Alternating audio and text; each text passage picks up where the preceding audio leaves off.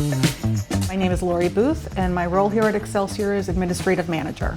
My day-to-day is crazy. So I do human resources, I do our day-to-day bookkeeping, I do payroll, I do work with customers, do some marketing, get delivery scheduled.